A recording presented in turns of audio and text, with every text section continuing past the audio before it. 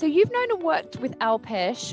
What do you like about PipsPredator, given your experiences as a hedge fund coordinator?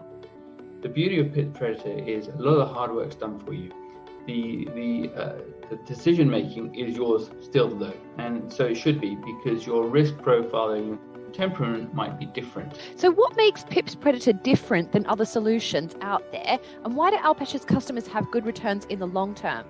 So it's more again to do with temperament. Your temperament is your emotions, and this is the psychology of trading is the key thing here. So what makes a great trader? Understanding what purpose is all this for.